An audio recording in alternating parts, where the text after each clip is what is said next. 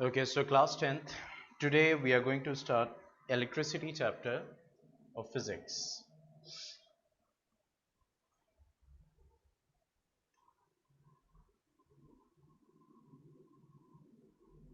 That is electricity.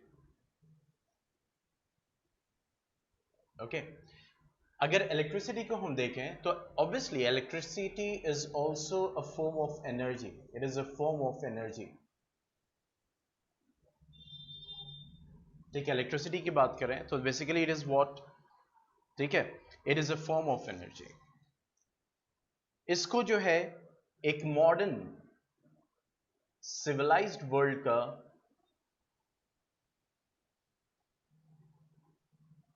ठीक है अजूबा मानते हैं, वंडर मानते हैं, वंडर। क्योंकि आपने लोअर क्लासेस में चार्जेस के बारे में पढ़ा, स्टैटिक इलेक्ट्रिसिटी के बारे में पढ़ा, 8th क्लास में आपने बेंजामिन फ्रैंकलिन के बारे में पढ़ा। तो आज उसी को ऊपर और हम अपने कॉन्सेप्ट को, इन सारी चीज़ों को पढ़ेंगे और समझेंगे। ठीक है, तो इलेक्ट्रिसिटी को मॉडर्न सिविलाइज्ड वर्ल्ड का एक वंडर माना जाता है, मतलब आज के दौर का एक जो है एक अजूबा कहा जाता है। ठीक है, क्यों? क्योंकि फॉर्म ऑफ एनर्जी तो है, लेकिन इस फॉर्म ऑफ एनर्जी की बहुत सारी एडवांटेजेस हैं, बहुत सारी एडवांटेजेस। ठीक है, जैसे एक तो ये clean form of energy, cleanness है। मींस ऐसा नहीं है कि जब आप इस एनर्जी को यूज करेंगे और इस एनर्जी को यूज करके वर्क करेंगे, चाहे पंखा चलाएं, चाहे कूलर चलाएं, चाहे बल्ब जलाएं, मींस जब आप इलेक्ट्रिकल एनर्जी को यूज करके काम करेंगे तो that is very clean, mean there is no smoke, absence of smoke और smell, absence of smoke or smell, means that is the advantage.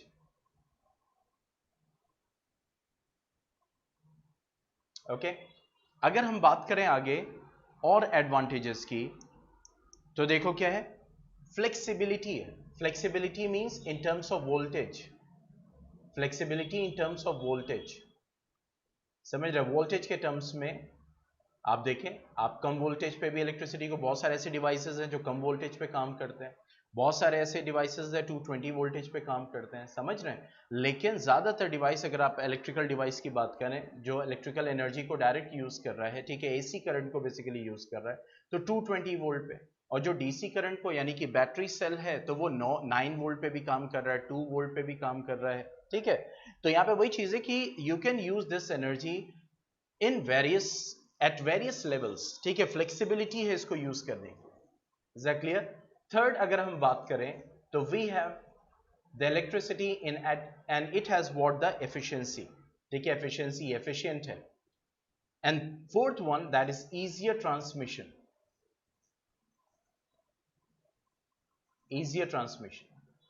तो ये कुछ एडवांटेजेस हैं किसके, इस फॉर्म ऑफ एनर्जी को यूज करने के लिए। ठीक है, मींस इलेक्ट्रिसिटी को, इलेक्ट्रिकल एनर्जी को यूज करने के लिए। क्लियर? अगर हम इसकी डिस्कवरी की बात करें तो basically there is, means there is no surety कि इलेक्ट्रिसिटी कब डिस्कवर हुई। अगर आप रियल फॉर्म में देखें, श्योरिटी नहीं।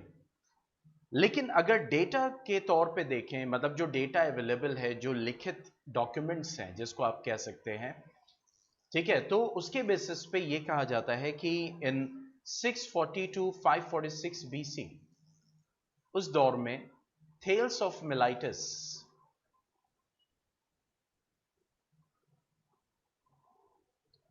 ठीक है, मींस ये एक ऑनर होता था किंग का उस वक्त, जो wise man of ancient Greece कहलाते थे, wise man of ancient Greece.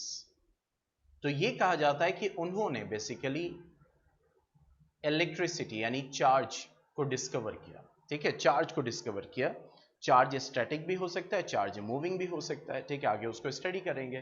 तो बेसिकली चार्ज को उन्होंने कैसे किया, मींस उन्होंने ये देखा कि स्ट्रॉ यानी एम्बर एक तरह का पत्थर होता है, ठीक है, और स्ट्रॉ यानी भूसा। तो उन्होंने इस एम्बर पे इस स्ट्रॉ का अट्रैक्शन देखा, और उन्होंने फिर इस मींस बेसिकली इस एम्बर को ग्रीक वर्ड में कहते हैं इलेक्ट्रॉन, ELEKTRON। ठीक है, इलेक्ट्रॉन कहते हैं, जिसका मतलब होता है एम्बर, और वहीं से टर्म निकल के आई इलेक्ट्रिसिटी। तो इनके बीच में अट्रैक्शन हुआ, यानी एम्बर और भूसे के बीच में अट्रैक्शन हुआ, बिट्स ऑफ स्ट्रॉ के बीच में अट्रैक्शन हुआ, ठीक है। तो वहां से ये एक आइडिया आया कि एक अट्रैक्शन है, एक फोर्स है, ठीक है, तो कुछ ना कुछ एग्जिस्ट कर रहा है जिसने स्ट्रॉ को इस एम्बर से चिपका लिया। इसके बाद आप जानते हैं sir William, that is Gilbert, ठीक है, सर विलियम गिलबर्ट की बात करें, ठीक है, उन्होंने क्या किया, तकरीबन 1540 से लेकर 1603 तक ये जिंदा रहे, ठीक है, 1540 टू 1603।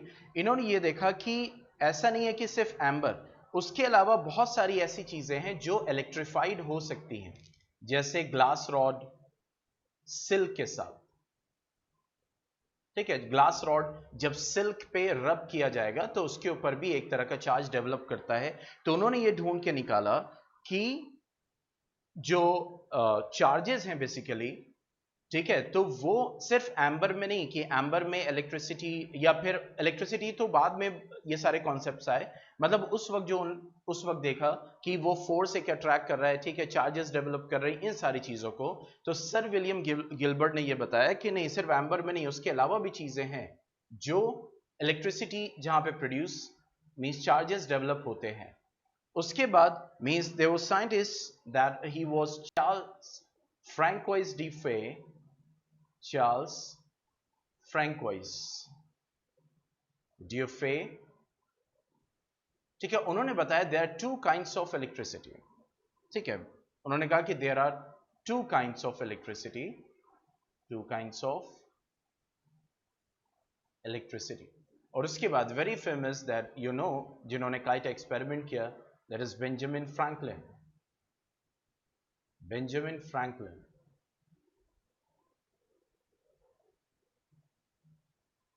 ठीक है। अब आप जानते हैं उन्होंने बताया कि दो तरह के चार्जेस होते हैं, one is positive and one is negative. उन्होंने कहा दो तरह के charges, that is one is positive charge, experiment किया, and one is negative charge. उन्होंने ये कहा कि पॉजिटिव चार्ज उसको बोला जो ग्लास रॉड जब सिल्क के ऊपर रब किया जाता है, यानी उसके ऊपर रगड़ा जाता है, और उनका नेगेटिव चार्ज तब डेवलप करता है जब दैट इज एबोनाइट रॉड, ठीक है, एबोनाइट रॉड जब, ठीक है, फर के ऊपर मींस रगड़ा जाता है, पॉजिटिव चार्ज और नेगेटिव चार्ज, ओके। अब हम जानते हैं भाई पॉजिटिव चार्ज है तो प्लस से रिप्रेजेंट किया जा रहा है, नेगेटिव बेसिकली ये बताया जा रहा है भाई, ये देखो, ये plus plus plus minus minus minus की तरह थोड़ी टहल रहा है, क्या ऐसा है कि भाई जो चार्ज आपका टहल रहा है वो प्लस प्लस प्लस बना बना फिर रहा है, ऐसा तो नहीं है। ये प्लस और माइनस क्या डिनोट कर रहे हैं, प्लस और माइनस ऑपोजिट नेचर डिनोट कर रहे हैं। हो सकता था उस वक्त, जैसे हम ये जानते हैं कि इलेक्ट्रॉन के ऊपर नेगेटिव और प्रोटॉन के ऊपर पॉजिटिव, भाई हो सकता है भाई ये भी हो सकता था, मतलब ये आप कह सकते हैं कि that is what the convention जो उस वक्त साइंटिस्ट ने चूज किया और वही चला रहा है। ये भी बोला जा सकता था नेगेटिव चार्ज को प्लस बनाया जा सकता था, पॉजिटिव चार्ज को माइनस बनाया जा सकता था, बिल्कुल किया, ये सब कन्वेंशंस है, साइंस है, ठीक है। पॉजिटिव चार्ज को बीटा बनाया जा सकता था, नेगेटिव चार्ज को अल्फा बनाया जा सकता था, समझ में आ रहा है ना। तो ये सब कन्वेंशन है, बेसिकली पॉजिटिव नेगेटिव क्या है, ऑपोजिट नेचर, मतलब ये जो चार्जेस हैं इनके ऑपोजिट नेचर है, यहां से ये पता चला। तो ये थोड़ी बहुत जो थी वो डिस्कवरी के बारे में हमने बात किया, लेकिन रियल कब हुई ये कोई नहीं जानता, ये सब डॉक्यूमेंटेड जो लिखित है उनके बारे में बात यहां पे हुई है, ठीक है। चलिए अब आगे बढ़ते हैं, electric charge and its properties, next topic, electric charge and its properties, electric charge and its properties।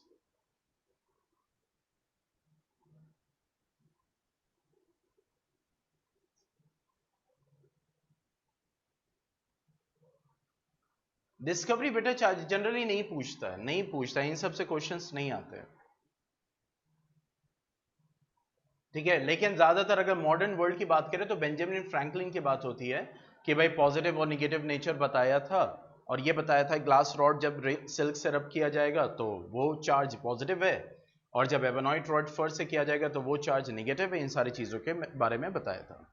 अब आते हैं इलेक्ट्रिक चार्ज की बात करें तो देखो, किसी भी मैटर का मास जो होती है वो फंडामेंटल प्रॉपर्टी होती है। मास जो होती है वो क्या होती है? फंडामेंटल प्रॉपर्टी होती है, क्योंकि जाहिर सी बात है अगर मैटर है तो मैटर मतलब क्या हो गया? मींस उसके पास मास होगा और उसके पास वो स्पेस ऑक्युपाई करेगा, वॉल्यूम होगा। ठीक है, तो इसी तरह मास एक फंडामेंटल प्रॉपर्टी, मैटर है तो मास होगा, क्योंकि मास डिस्ट्रॉय नहीं किया जा सकता है, ना मास क्रिएट किया जा सकता है। अगर मैटर है तो उसके पास मास होगा। तो इसी तरीके से मैटर की दूसरी फंडामेंटल प्रॉपर्टी होती है charge. Charge is also a fundamental property of matter. क्यों? क्योंकि जाहिर सी बात है अगर मैटर है तो वो एटम का बना होगा, यस और नो? कोई भी मैटर हो, लिविंग हो नॉन लिविंग हो, होगा कि नहीं होगा? ठीक है, और अगर एटम है तो उसके पास इलेक्ट्रॉन, प्रोटॉन, न्यूट्रॉन तीनों होंगे।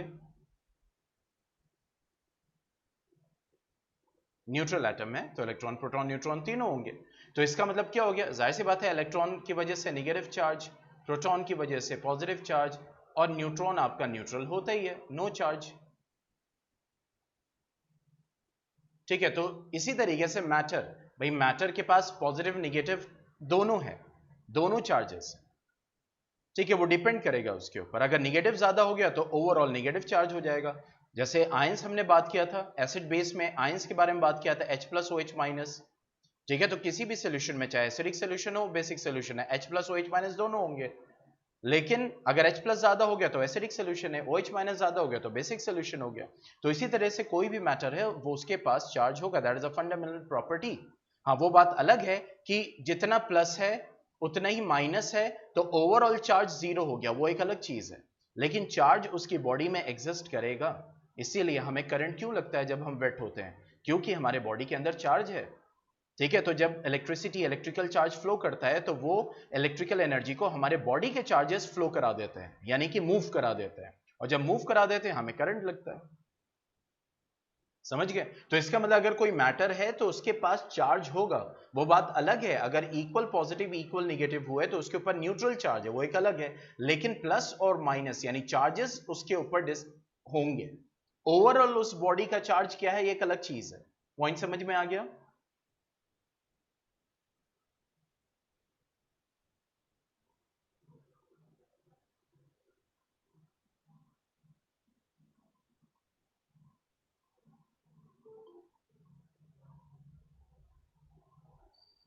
देखो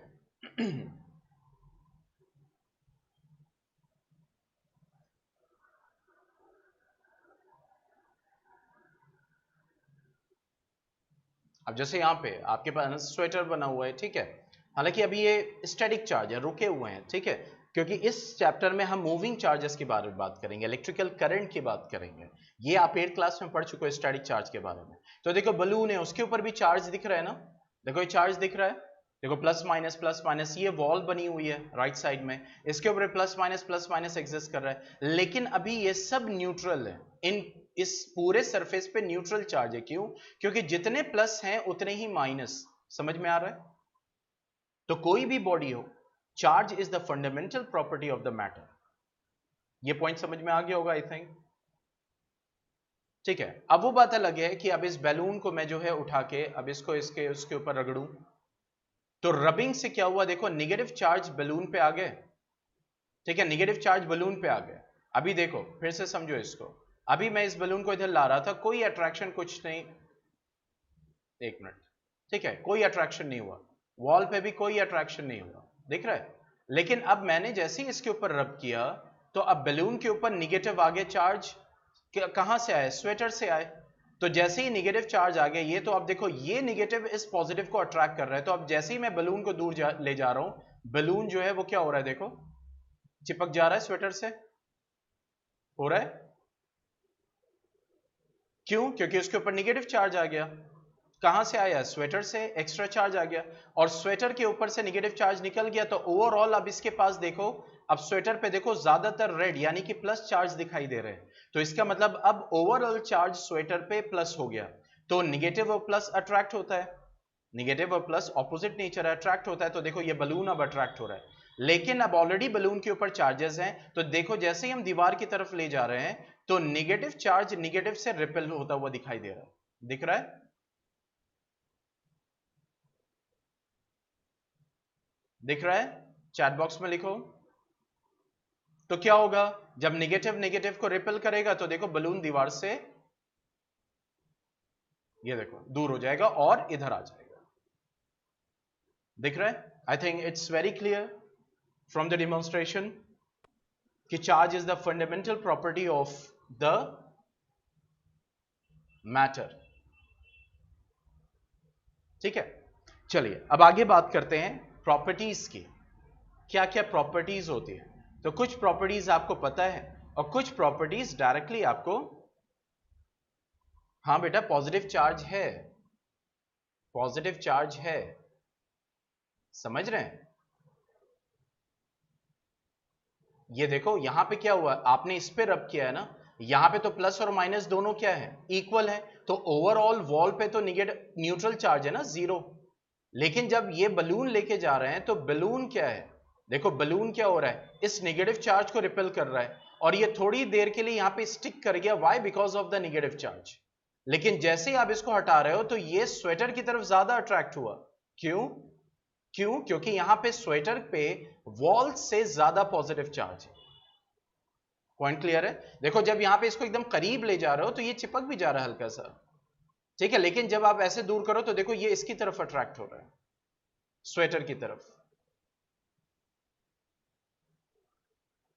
ठीक है, चलिए अब हम प्रॉपर्टीज की बात करते हैं। प्रॉपर्टीज सबसे पहले वही, unlike charges repel, sorry my mistake, unlike charges attract and like charges repel। मतलब नेगेटिव नेगेटिव को रिपेल करेगा, पॉजिटिव पॉजिटिव को रिपेल करेगा, ठीक है, लेकिन नेगेटिव और पॉजिटिव अट्रैक्ट करेंगे, ये हमने डिमॉन्स्ट्रेशन से देख लिया। दूसरी चीज, दूसरी प्रॉपर्टी बताने से पहले मैं आपको ये बताना चाहूंगा, 9th क्लास में हमने ग्रेविटेशन पढ़ा था और फोर्स यानी यूनिवर्सल फोर्स ऑफ ग्रेविटेशन को का फॉर्मूला क्या था, G m1 m2 by R square. ये याद आ रहा है सबको? दो मास यानी जिन मास m1 है ये m2 है और इनके बीच में डिस्टेंस r है, तो ये हमने पढ़ा था force of gravitation, that is G m1 m2 by R square. तो यहां पे यही कह रहा है कि अगर दो चार्जेस हैं, ठीक है, एक के ऊपर चार्ज Q1 है और एक के ऊपर चार्ज Q2 है, क्लियर? देन इन दो चार्जेस के बीच में जो फोर्स लगेगा, समझ रहे इस चीज को, force between the two charges will be given by K। जैसे देखो यहां पे G यूनिवर्सल ग्रेविटेशनल कांस्टेंट था, वैसे यहां पे K कांस्टेंट है, Q1 Q2 by r is the distance between the two charges, that is r square। ठीक है, और इसको हम क्या बोलते हैं, that is called what the Coulomb's law। इसको क्या बोलते हैं, that is called what the Coulomb's law। Coulomb scientist name है, इसीलिए SI यूनिट जो चार्जेस की होती है वो कूलम्ब होती है। चार्जेस की SI यूनिट क्या होती है, कूलम्ब, ठीक है, SI unit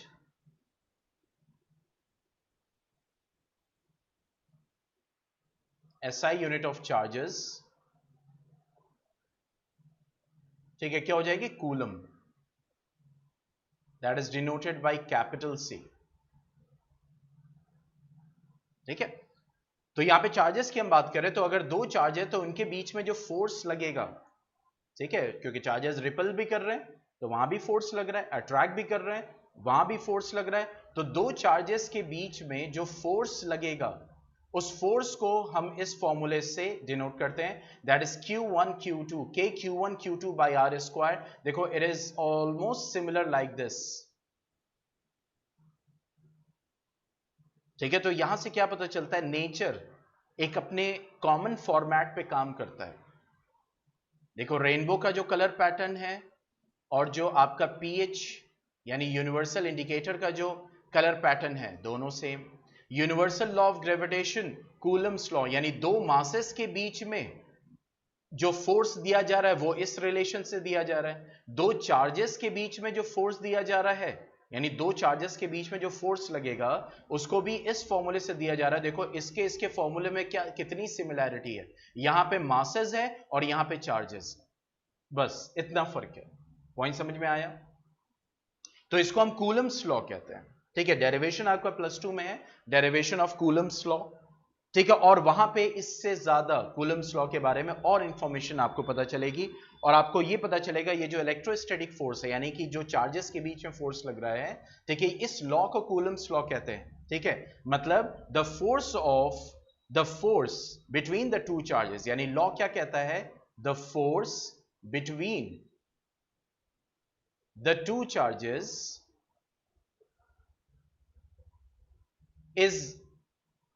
is directly proportional या is, मैं थोड़ा सा यहां पे स्पेस क्रिएट कर देता हूं, ठीक है, is directly proportional to the product of charges,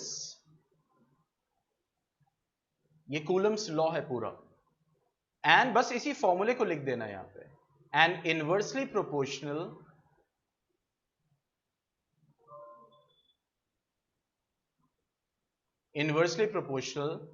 to the square of the distance between them. This is Coulomb's law. और इस फोर्स को क्या बोलेंगे, that will be known as electrostatic force. This force is known as what? Electrostatic force. Force of attraction between the two charges. Is that clear? K क्या है? K constant है बेटा. K is the constant. Is that clear? ठीक है, तो इसका मतलब दो चार्जेस जो एग्जिस्ट कर रहे हैं, ठीक है, उनके बीच में the force is given by the formula KQ1 Q2 by R square. Next property is electric charge is conserved. ठीक है, next property is electric charge is conserved. Conserved का मतलब क्या हो गया, it can neither be created nor destroyed. ठीक है, वही मतलब हुआ. Electric charge is additive. Electric charge is additive means different charge है. मान लो एक बॉडी है, ठीक है, तो इसके ऊपर 1 कूलम, 2 कूलम, 3 कूलम, तो ओवरऑल इस बॉडी पे कितना चार्ज होगा, तीनों को ऐड कर देंगे, कितना हो गया, 6 कूलम. समझ में आया? एडिटिव का मतलब यही हो गया कि जो कूलम है यानी जो चार्जेस है वो एडिटिव है. ठीक है, एंड द लास्ट वन अभी मैं लिखूंगा, फिर उसके बाद इसको समझाऊंगा, इज क्वांटाइज्ड. क्वांटाइज्ड का मतलब ये हो गया, जो चार्ज होता है, यानी कोई बॉडी है उसके ऊपर चार्ज है, कितना भी चार्ज है, 1 कूलम, 2 कूलम एंड 3 कूलम, तो बेसिकली वो क्वांटाइज्ड है. क्वांटाइज्ड मतलब कि एक मिनिमम वैल्यू चार्ज की एग्जिस्ट करती है. जैसे मिसाल के तौर पर कि एक दीवार होती है तो वो ईंट की बनी होती है, तो कई सारी ईंट मिलाएंगे तो दीवार बनेगी, तो उसकी बेसिक यूनिट उस दीवार की ब्रिक हो गई ना, ये 1 ब्रिक. तो उसी तरीके से जो चार्ज होता है, किसी भी बॉडी पे चार्ज होता है, तो एक minimum value of charge exist करता है, यानी वो मिल मिल के फिर वो ओवरऑल चार्ज को देगा. ठीक है, उसका मतलब होता है क्वांटाइज्ड. और मिनिमम वैल्यू जो एग्जिस्ट करती है, अभी तक जो रिपोर्टेड है, मिनिमम वैल्यू जो एग्जिस्ट करती है, मिनिमम वैल्यू ऑफ चार्ज जो एग्जिस्ट करती है, वो इलेक्ट्रॉन के ऊपर जो चार्ज होता है वो एग्जिस्ट करती है. दैट इज, अब उसकी वैल्यू कितनी होती है, you all know that 1.6 into 10⁻⁹ coulomb. यानी ये सबसे छोटी वैल्यू ऑफ चार्ज है, सबसे छोटी, यानी अभी तक इससे छोटी वैल्यू कोई रिपोर्टेड नहीं है. तो इलेक्ट्रॉन यानी कि जो भी चार्ज, जैसे मैंने बोला कि एक बॉडी के ऊपर 1 कूलम्ब ऑफ चार्ज है, तो जाहिर सी बात है ये 1 कूलम्ब ऑफ चार्ज जो है इन चार्जेस को, यानी इन छोटे छोटे चार्जेस को मिला के ही 1 कूलम्ब ऑफ चार्ज बनाए। मैंने कहा एक बॉडी पर 10 कूलम्ब ऑफ चार्ज है, तो इन्हीं छोटे छोटे चार्जेस को मिला के 10 कूलम्ब ऑफ चार्ज बना है, जैसे एक एक ईंट को मिला के पूरी दीवार बनी। नहीं बेटा, क्रिएट नहीं होती है, इलेक्ट्रिकल एनर्जी ट्रांसफॉर्म की जाती है, एनर्जीज ट्रांसफॉर्म की जाती है। वालेकुम अस्सलाम, ठीक है शुभम, एनर्जीज ट्रांसफॉर्म की जाती है, एनर्जीज क्रिएट नहीं की जाती है। तो इलेक्ट्रिकल एनर्जी है वो ट्रांसफॉर्म की जा रही है, ठीक है। तो क्वांटाइज होने का मतलब ये है, और मिनिमम चार्ज यानी वैल्यू जो एग्जिस्ट करती है वो कितनी एग्जिस्ट करती है, and that is the charge on electron, that is 1.6 into 10⁻⁹ coulomb. So these are the some properties of the electrical charges, ठीक है। कोई क्वेश्चन, कोई क्वेश्चन? तो फिर आगे बढ़ते हैं, नेक्स्ट टॉपिक लेते हैं।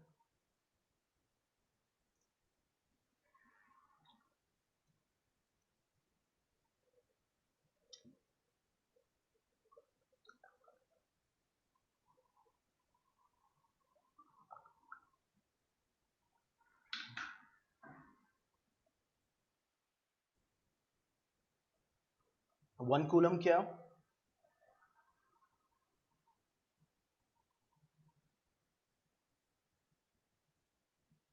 अभी आएंगे बेटा,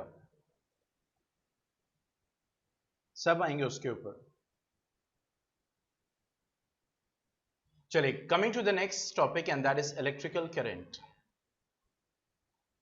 ठीक है। तो देखो, इलेक्ट्रिसिटी को अगर ब्रॉडली हमें डिवाइड करना हो इलेक्ट्रिसिटी को, तो दो टाइप की इलेक्ट्रिसिटी होती है, one is static and one is current. Static क्या होती है? टेम्परेरी होती है,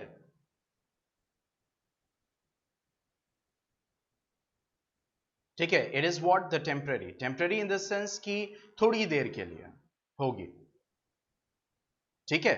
और कैसे होती है? रेस्ट में होती है। जैसे हमने देखा वहां पे स्वेटर और बैलून के ऊपर जो चार्ज था, तो बैलून को जब स्वेटर से रगड़ा गया तो उसके ऊपर एक्स्ट्रा चार्ज नेगेटिव डेवलप हुआ, तो वो जो इलेक्ट्रिसिटी है वो स्टैटिक इलेक्ट्रिसिटी है। मतलब वहां पे जो है ऐसा नहीं हो रहा है कि बैलून के ऊपर ही चार्ज जो है पूरी बैलून पे मूव कर रहा है, ऐसा नहीं है, वो स्टैटिक इलेक्ट्रिसिटी है।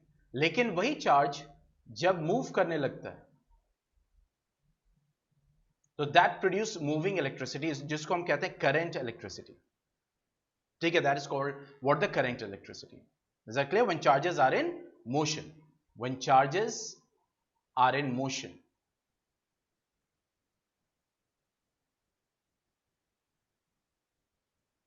ठीक, that is called what? The current electricity. Is that clear? तो सबसे पहले जो हम स्टार्ट करने वाले हैं that is electric current,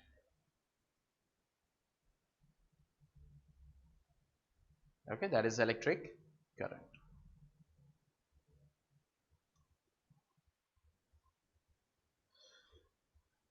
okay। now electric current की बात करें तो it is defined as the ordered motion of electric charges, ordered यानी रैंडम नहीं, किधर भी ordered, एक डायरेक्शन में मूव करेंगे, ordered motion of electric charges, ordered motion of electric charges, ठीक है। यानी जब इलेक्ट्रिक चार्जेस जब मोशन करेंगे, एक ऑर्डर्ड मोशन करेंगे, एक डायरेक्शन में मोशन करेंगे, तो उसको हम क्या बोलेंगे? That is called what? The electric current. जैसे यहां पे आपने देखा ये क्या है? स्टैटिक इलेक्ट्रिसिटी, लेकिन यहां पे जो हम देखने वाले हैं वो हम किसकी बात कर रहे हैं? And that is the ordered motion, that is electric current, ठीक है। क्यों? क्योंकि वहां पे जो चार्ज है वो क्या हो रहा है? वो मूव कर रहा है, तो उस वक्त जो वो इलेक्ट्रिसिटी प्रोड्यूस कर रहा है उसको हम क्या बोलेंगे? That is called what? The current electricity. It is loading, we have to wait few seconds.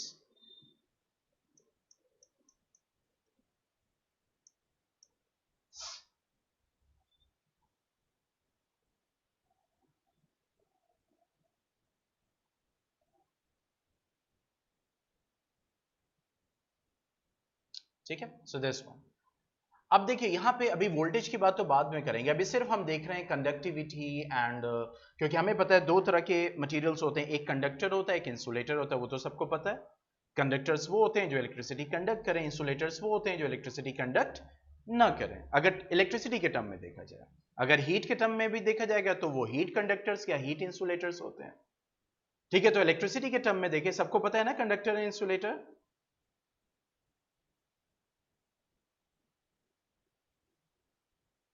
ठीक है, अब देखो यहां पे जीरो वोल्टेज, जैसे ही मैंने वोल्टेज देखो बढ़ाना शुरू किया, वोल्टेज बढ़ा रहा हूं, अब वोल्टेज बाद में कॉन्सेप्ट को समझेंगे बेटा।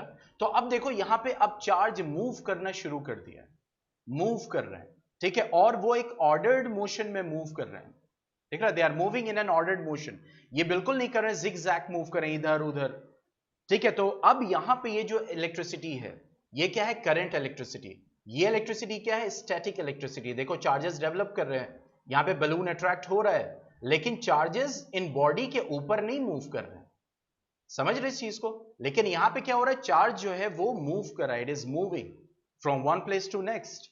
ठीक है, तो इस टाइप ऑफ इलेक्ट्रिसिटी को हम क्या बोलते हैं, that is called what, the current electricity, that is called what, the current electricity. ठीक है, तो अगर क्वांटिटेटिवली इसको डिफाइन करना हो तो that is defined as rate of flow of charge, यानी कि इलेक्ट्रिक करंट को अगर हम डिफाइन करना हो क्वांटिटेटिवली, मींस कितना करंट फ्लो कर रहा है, वैल्यू, तो उसको हम कहते हैं rate of flow of current. ठीक है, रेट ऑफ फ्लो ऑफ, आप ये कह सकते हैं, या rate of flow of electric charge, यानी इलेक्ट्रिक चार्ज जितने टाइम में फ्लो कर रहा है, यानी कि मूव कर रहा है from one place to another place, ठीक है, उसको हम डिफाइन करते हैं एज इलेक्ट्रिक करंट, यानी rate of flow of electric charge. तो इलेक्ट्रिक करंट को आप ऐसे भी डिफाइन कर सकते हैं, ordered motion of electric charges, और ऐसे भी डिफाइन कर सकते हैं rate of flow of electric charge. Rate जहां भी टर्म आए फिजिक्स में, समझ लीजिए टाइम के रेस्पेक्ट में देखा जा रहा है, जैसे rate of change of velocity, मतलब वेलोसिटी कितने टाइम में चेंज हो रही है। ठीक है, rate of change of means distance या पोजीशन, यानी पोजीशन कितने टाइम में चेंज हो रही है। Rate of flow of electric charge, मतलब इलेक्ट्रिक चार्ज कितने टाइम में फ्लो कर रहा है, तो वो डिपेंड करेगा क्या, मींस वो क्या है, हमारा इलेक्ट्रिक करंट। ठीक है, तो यहां पे अगर हमें इसका फॉर्मूला देखना हो तो that is given by electric current is equal to, that is charge upon time, that means I is equal to Q by T। Charge को हम कैपिटल Q से रिप्रेजेंट करते हैं, टाइम को T से रिप्रेजेंट करते हैं, और I को दैट इज इलेक्ट्रिक करंट। और SI यूनिट की बात करें इलेक्ट्रिक करंट की, तो SI यूनिट क्या होती है, एम्पियर, या फिर जिसको हम कैपिटल A से डिनोट करते हैं, ये SI यूनिट है। दूसरी यूनिट भी हो सकती है, मिली एम्पियर एंड ऑल, वो एक अलग चीज है। हम यहाँ पे SI यूनिट की बात कर रहे हैं, तो हम कहते हैं ना भाई करंट कितना है 1 एम्पियर, करंट कितना है 1 मिली एम्पियर। ठीक है, तो यहां पे जब करंट की बात होती है तो क्वांटिटेटिवली क्या हो गया, that is what, the ampere. ठीक है, एम्पियर उसका SI यूनिट है जिसमें करंट कैलकुलेट किया जाता है, और वो क्या है कि कितना चार्ज कितने टाइम में फ्लो किया, यानी कितना चार्ज कितने टाइम में फ्लो किया। ठीक है, जैसे यहां पे है, तो how many charges are flowing per unit time, एक सेकेंड में कितने चार्जेस फ्लो कर रहे हैं, वो कॉन्स्टिट्यूट करेगा करंट, वो कॉन्स्टिट्यूट करेगा करंट की वैल्यू। ठीक है, तो अब देखो यहां पे हमने स्टडी किया डेफिनेशन, और यहां पे स्टडी किया करंट का फॉर्मूला, तो करंट, चार्ज एंड टाइम। ठीक है, अब यहां पे अक्सर पूछता है बोर्ड में कि define 1 ampere current, 1 ampere current को आप डिफाइन कीजिए। ठीक है, जनरली इस चैप्टर इन सारी चीज पूछेगा, डिफाइन 1 कूलम, डिफाइन 1 वोल्ट, ठीक है, ये सब पूछेगा। तो डिफाइन 1 एम्पियर को जब हम देखेंगे तो उसको हम फॉर्मूले से समझेंगे।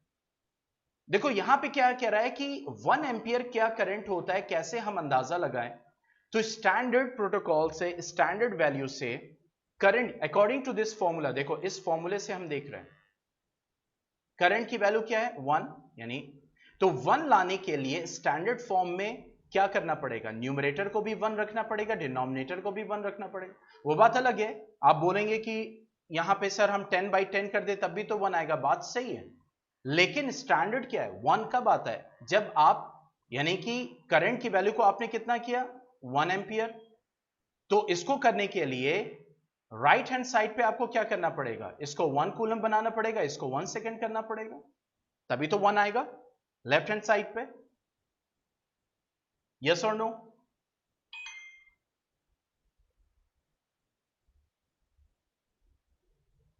तभी तो 1 एम्पियर आएगा लेफ्ट हैंड साइड पे। जब आप चार्ज और टाइम को 1-1 करेंगे तभी तो स्टैंडर्ड प्रोटोकॉल से 1 एम्पियर करंट तभी तो आएगा, ठीक है। तो यही आपकी 1 एम्पियर की डेफिनेशन हो गई क्या, when 1 coulomb of charge, when 1 coulomb of charge flows through a conductor in 1 second, यानी जब 1 सेकेंड के अंदर 1 कूलम्ब ऑफ चार्ज फ्लो कर जाए तो उस करंट को हम क्या बोलेंगे 1 एम्पियर, ठीक है। तो यहां पे लिखेंगे 1 ampere, 1 ampere is defined as 1 ampere is defined as when 1 coulomb of charge flows through a conductor, ठीक है, in 1 सेकेंड।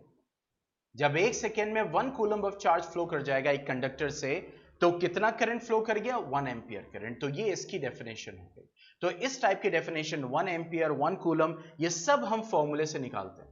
जैसे अभी साकिब ने पूछा था कि सर 1 कूलम की क्या डेफिनेशन होगी, तो देखो अब यहां पे अगर आप इस फॉर्मूले को देखें तो हम इसको ऐसे लिख सकते हैं Q is equal to IT, ऐसा लिख सकते हैं, यानी चार्ज को यानी करंट इनटू टाइम, ऐसा लिख सकते हैं, यस और नो? क्योंकि अब हम 1 कूलम चार्ज क्या होता है उसको डिफाइन करने जा रहे हैं, ठीक है। तो 1 कूलम ऑफ चार्ज है तो चार्ज का फॉर्मूला क्या होगा, यहीं से डिराइव किया, यहीं से इसको लिया, Q is equal to IT। तो देखो 1 कूलम ऑफ चार्ज होने के लिए 1 एम्पियर करंट होगा इनटू और 1 सेकेंड टाइम होगा, यही तो होगा, ठीक है। तो देखो 1 कूलम ऑफ चार्ज अब डिफाइन कर रहे हैं, यहां पे हम क्या डिफाइन कर रहे हैं 1 coulomb of charge,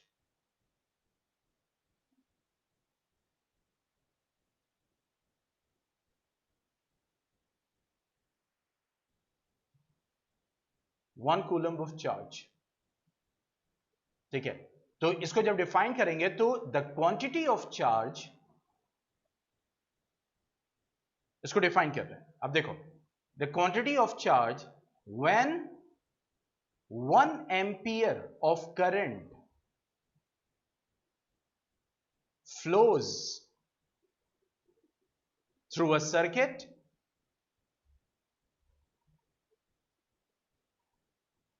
in 1 second, समझ गए, यहीं से निकाल लिया भाई 1 कूलम ऑफ चार्ज क्या होगा, 1 कूलम तभी होगा जब करंट 1 एम्पियर होगा, स्टैंडर्ड, ठीक है, स्टैंडर्ड प्रोटोकॉल से जब करंट 1 एम्पियर होगा और टाइम भी 1 सेकेंड होगा। तो वही डेफिनेशन हो गई कि जब 1 एम्पियर ऑफ करंट किसी भी सर्किट से 1 सेकेंड के लिए फ्लो कराया जाए, यानी 1 एम्पियर करंट 1 सेकेंड के लिए फ्लो कराया गया। मान लो यहां से लेकर यहां तक तार है, इसको आपने बैटरी से कनेक्ट कर दिया, 1 सेकेंड के लिए जब चार्ज फ्लो हुआ तो इसके थ्रू 1 एम्पियर करंट फ्लो कराया, कितनी देर 1 सेकेंड। तो ए से लेके बी के बीच में कितना चार्ज फ्लो किया 1 कूलम। पॉइंट समझ में आया? तो यहां पे दोनों चीज है, 1 एम्पियर करंट का मतलब क्या हो गया, 1 एम्पियर करंट तब होगा जब 1 कूलम ऑफ चार्ज 1 सेकेंड के लिए फ्लो करे। 1 कूलम ऑफ चार्ज क्या होगा, जब 1 एम्पियर करंट उस सर्किट से 1 सेकेंड के लिए फ्लो कराया जाए तो कितना चार्ज फ्लो करेगा 1 कूलम ऑफ चार्ज। तो ये डेफिनेशन है। तो इस टाइप की जो भी डेफिनेशन होती है वो उसी के फॉर्मूले से ही निकाली जाती है। कैसे निकाली जाती है मैंने आपको बता दिया, ठीक है। तो अब जब भी इसको और समझना होगा तो you can see the lecture again and again, ताकि किसी के लिए पूछा जाए आपको आगे डिफाइन 1 ओम, डिफाइन 1 वोल्ट, तो यही तरीका है, उसका फॉर्मूला क्या है, सब में 1 1 1 पुट कर लो और उसके बाद उसके अकॉर्डिंग उसकी डेफिनेशन बना दो कि भाई 1 एम्पियर करंट 1 सेकंड के लिए फ्लो करेगा तो 1 कूलम ऑफ चार्ज, या फिर 1 एम्पियर करंट का मतलब क्या हुआ कि जब 1 कूलम ऑफ चार्ज 1 सेकंड के लिए फ्लो करेगा तो 1 एम्पियर करंट। वो अभी बताएंगे बेटा। यहां तक पॉइंट क्लियर हो गया?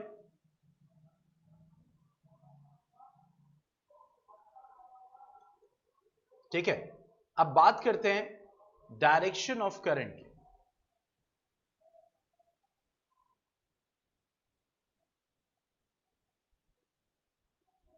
देखो, डायरेक्शन ऑफ करंट डिपेंड करता है, depend on the direction of flow of charge. देखो, जब भी इलेक्ट्रिकल करंट होगा तो ऑर्डर्ड मोशन होगा, मतलब एक लाइन में। नॉर्मली जब एक कोई भी कंडक्टर है, पॉइंट को समझिएगा, यहां पे हम बात करेंगे मेटेलिक कंडक्टर्स की। किसकी बात करेंगे? मेटेलिक कंडक्टर्स की, यानी वो कंडक्टर्स जो मेटल के। तो जब न्यूट्रल होता है, मतलब उसके ऊपर कोई भी टर्मिनल कनेक्टेड नहीं है, कोई भी वोल्टेज उसको नहीं मिला हुआ है, तो फिर ये जो इलेक्ट्रॉन्स यानी उसके जो चार्ज होते हैं ना, वो रैंडमली मूव करते रहते हैं, like this zigzag motion, randomly move करते हैं। और ओवरऑल जो मूवमेंट होता है, इसीलिए आप कहते हैं तो उसके ऊपर करंट क्यों नहीं होता, यानी कि जो मेटालिक कंडक्टर है जब तक वोल्टेज उसको नहीं दिया जाता तो उसका करंट क्यों नहीं होता उसके अंदर, क्यों? आप कह रहे हैं सर ये तो चार्ज मूव कर रहा है जिगजैग मोशन में। तो ओवरऑल जब इसका देखा जाता है, मींस भाई ऑब्वियसली आपने फोर्स के बारे में स्टडी किया है, ठीक है, फोर्स के बारे में स्टडी किया है कि एक बॉडी पे इधर फोर्स लग रहा है 10 न्यूटन, एक बॉडी पे इधर लग रहा है 10 न्यूटन, तो नेट फोर्स कितना आएगा बताओ?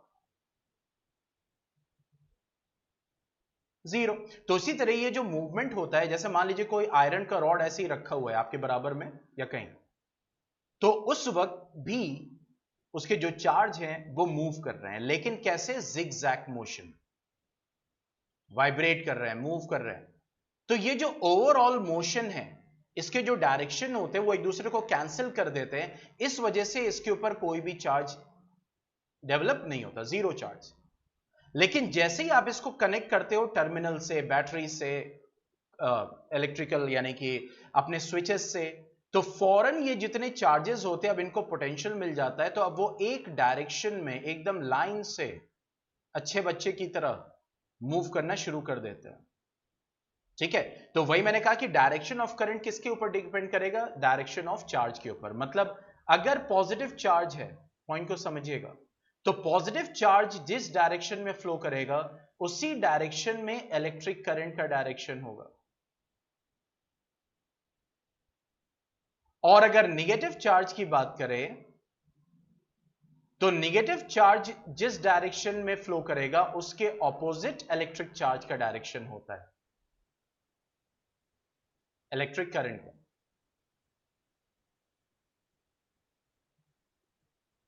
ठीक है, और जितने भी मेटेलिक कंडक्टर्स होते हैं उनके अंदर इलेक्ट्रॉन, मतलब कि इसीलिए हम बार बार निगेटिव को देखते हैं, क्योंकि उनके अंदर इलेक्ट्रॉन जो चार्ज है, यानी कि जो इलेक्ट्रॉन के ऊपर चार्ज है निगेटिव चार्ज, वही इधर उधर फ्लो करते हैं, इलेक्ट्रॉन ही कैरियर है। इस वजह से जनरली बुक्स में हम किसको देखते हैं? निगेटिव चार्ज को फ्लो होते हुए दिखते हैं, पॉजिटिव चार्ज नहीं फ्लो कराते हुए दिखते हैं।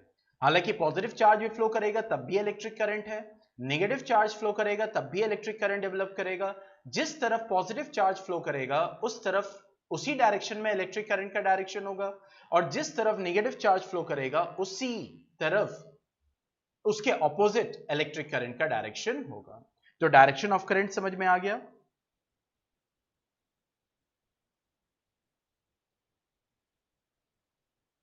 तो डायरेक्शन ऑफ करंट किस पर डिपेंड करेगा? चार्ज के ऊपर। पॉजिटिव जिस तरफ फ्लो करेगा उस तरफ इलेक्ट्रिक करंट का डायरेक्शन होगा, नेगेटिव जिस तरफ फ्लो करेगा उसके ऑपोजिट इलेक्ट्रिक करंट का डायरेक्शन होगा।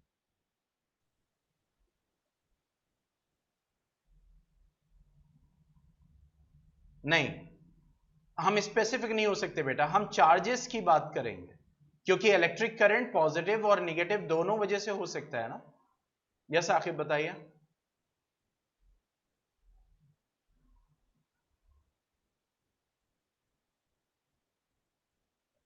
क्या क्वेश्चन है?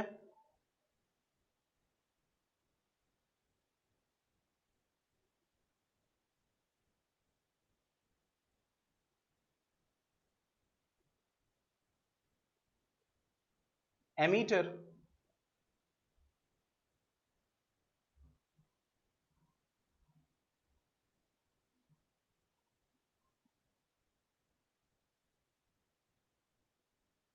करंट को देखो, इलेक्ट्रिक करंट को एमीटर से हम मेजर करते हैं, ठीक है, इलेक्ट्रिक करंट को,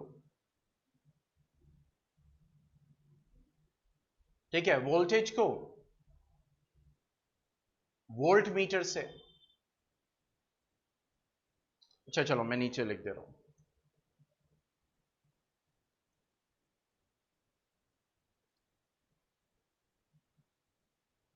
ठीक है, देखो एमीटर क्या करता है, एमीटर आपको बताता है वैल्यू ऑफ करंट, कितना करंट है, बात को समझिएगा। गैल्वेनोमीटर बताता है डायरेक्शन ऑफ करंट,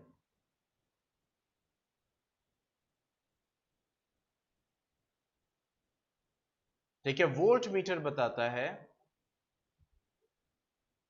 ठीक है, मैग्नीट्यूड ऑफ वोल्टेज, यानी वैल्यू ऑफ वोल्टेज, कितना वोल्ट है।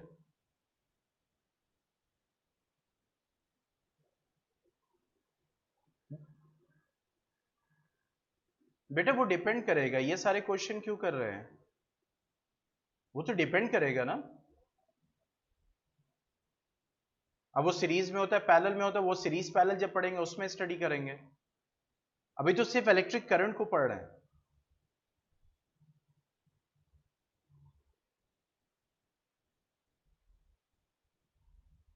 मेटेलिक कंडक्टर्स के अलावा जो कंडक्टर्स होते हैं, सेमी कंडक्टर्स होते हैं, वो सब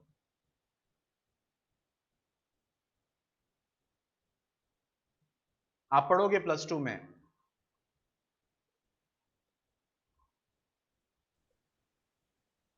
और कोई question?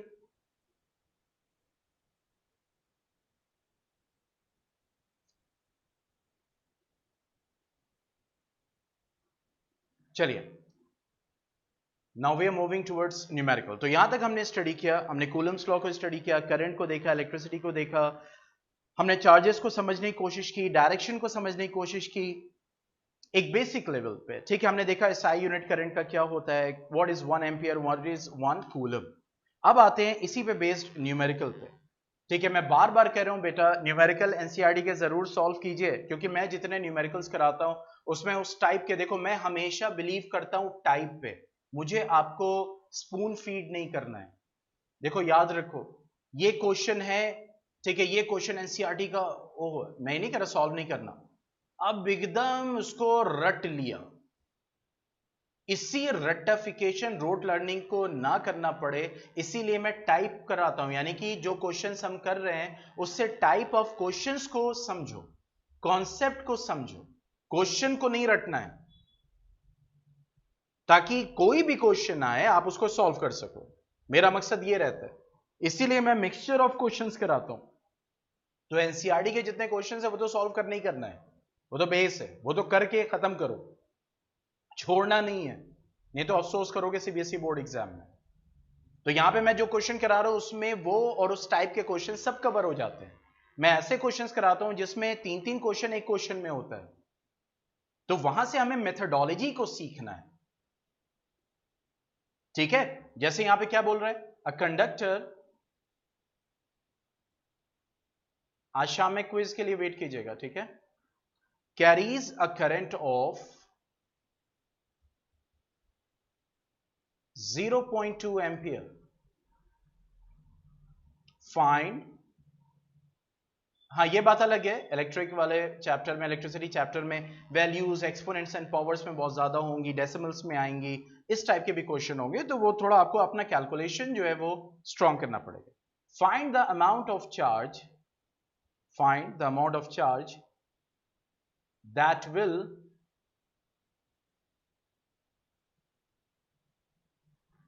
Pass through the cross section, through the cross section of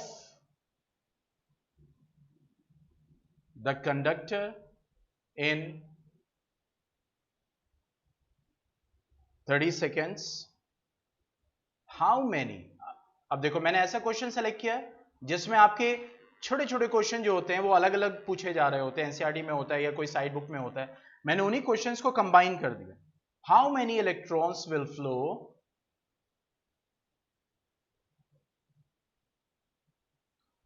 in this time interval,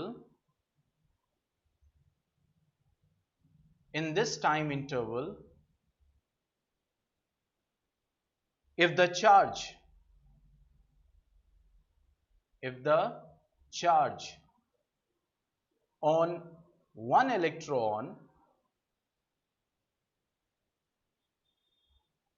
is 1.6 into 10 to the power minus 19 coulomb. ठीक है, ये अब देखो यहां पे क्या कह रहा है, conductor carries a current of 0.2 ampere, यानी करंट कितना फ्लो कर रहा है, करंट फ्लो कर रहा है 0.2 एम्पियर। तो इंफॉर्मेशंस निकालना, जो तरीका होता है न्यूमेरिकल से पहले इंफॉर्मेशन निकालना, उसके बाद जो सॉल्व करके हमें फाइंड आउट करना है उसका क्या फॉर्मूला है, उसको plus body of the solution, ये तीनों चीजें कंप्लीट होनी चाहिए। ये कह रहा है कंडक्टर से 0.2 एम्पियर करंट फ्लो कर सकता है। ये कह रहा है find the amount of charge, charge हमें निकालना है, that will pass through the cross section of the conductor in 30 second. यानी कि जो कंडक्टर है, मान लो ये कंडक्टर है, देखो क्रॉस सेक्शन किसको कहते हैं, कोई कंडक्टर है, ठीक है, तो ये जो आप उस कंडक्टर को आपने अगर ऐसे काटा क्रॉस सेक्शनल एरिया, तो ये जो आपका है ये क्रॉस सेक्शन कहलाता है। तो ऑब्वियसली फ्लो करेगा, इलेक्ट्रॉन इधर ही से फ्लो करेगा, ठीक है। तो ये कह रहा है कि वो जो चार्ज फ्लो कर रहा है वो कितने टाइम के लिए फ्लो कर रहा है, 30 सेकेंड्स, ठीक है। तो निकालिए हाउ मेनी इलेक्ट्रॉन, एक तो आपको निकालना है अमाउंट ऑफ चार्ज, और फिर निकालना है कि उस चार्ज में कितने इलेक्ट्रॉन्स हैं, उस चार्ज में कितने इलेक्ट्रॉन्स हैं। जैसे मैंने आपको बताया था इलेक्ट्रॉन्स मिल मिल के चार्ज बनाते हैं ना, जैसे ईंट मिल मिल के दीवार बना रही है, जैसे मैंने आपको बताया था, याद आ रहा है। तो ये कहला है पहले तो चार्ज निकालो, उसके बाद नंबर ऑफ इलेक्ट्रॉन्स निकालो, एन क्या है, नंबर ऑफ इलेक्ट्रॉन्स, ठीक है ना। अब देखिए करंट क्या अपने एसआई यूनिट में, यस, टाइम, यस, तो अब चार्ज का फॉर्मूला क्या हो जाएगा, Q is equal to I T, that means charge क्या हो गया, I कितना है 0.2, टाइम कितना है 30, अब यहां पे यूनिट लगा देंगे कूलम, ये याद रखिएगा यूनिट्स नहीं बोलना है, 0.2 इंटू 30 कितना हो गया 6 कूलम। तो चार्ज जो 30 सेकेंड में फ्लो किया उस कंडक्टर से, वो कितना फ्लो किया, 6 कूलम। अब ये कह रहा है कि इस चार्ज को मेकअप करने में कितने इलेक्ट्रॉन्स हैं, तो देखो that is given by the formula N is given by Q by E। तो N क्या है, Q कितना है, कितना चार्ज है 6 अपॉन एक इलेक्ट्रॉन पे कितना, ये Q क्या है टोटल चार्ज, और E क्या है इलेक्ट्रॉन पे चार्ज, इलेक्ट्रॉन पे चार्ज कितना होता है 1.6, यहां भी कूलम है, मैं पहली बार समझाने के लिए लगा दे, और यहां भी कूलम है, तो कूलम कूलम कट जाएगा। वैसे भी हमें नंबर ऑफ इलेक्ट्रॉन्स निकालना है, तो नंबर के लिए तो कोई यूनिट होगी नहीं, यूनिटलेस होगा, ठीक है। तो अब 10 टू द पावर माइनस 19 ऊपर जाएगा तो 10 टू द पावर 19 हो जाएगा, और 6 डिवाइडेड बाय 1.6 जब आप करेंगे that will come out to be 3.75। इसका मतलब यहां पे यह आंसर आ गया कि 3.75 into 10 to the power 19 electrons मिलेंगे, तब जाके कितना चार्ज बनेगा, 6 कूलम चार्ज। पॉइंट समझ में आ गया, क्वेश्चन समझ में आ गया। तो यहां पे हमने चार्ज निकालना सीखा, और चार्ज से नंबर ऑफ इलेक्ट्रॉन्स निकालना सीखा, और एक इलेक्ट्रॉन पे चार्ज डिफॉल्ट आपको पता है, और टोटल चार्ज जो दिया होगा उसको जब डिवाइड करेंगे तो you will get the number of electrons, यानी कितने इलेक्ट्रॉन्स मिलके उस चार्ज को मेकअप कर रहे हैं, बना रहे हैं। पॉइंट क्लियर हुआ?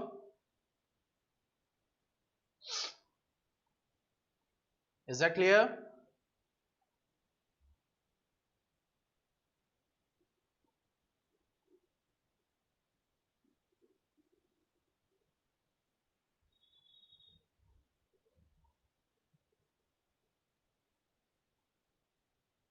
ठीक है, तो आज इतना ही। अब नेक्स्ट जो क्लास होगी आपकी दैट इज ऑन थर्सडे, उसमें फिर हम आगे और न्यूमेरिकल करेंगे, फिर वोल्टेज को पढ़ेंगे, वन बाय वन सारे टॉपिक्स को हम कवर करेंगे, ठीक है।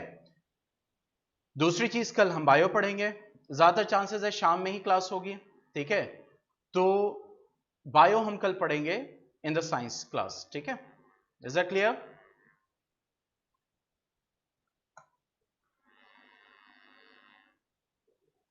Wait a second, wait for the attendance. Wait a second.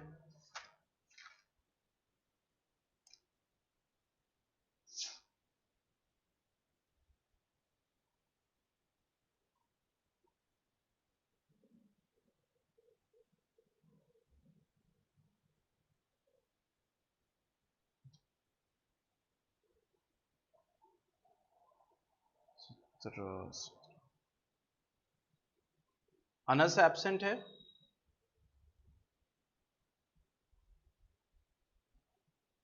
Okay then, stay home, stay safe, goodbye.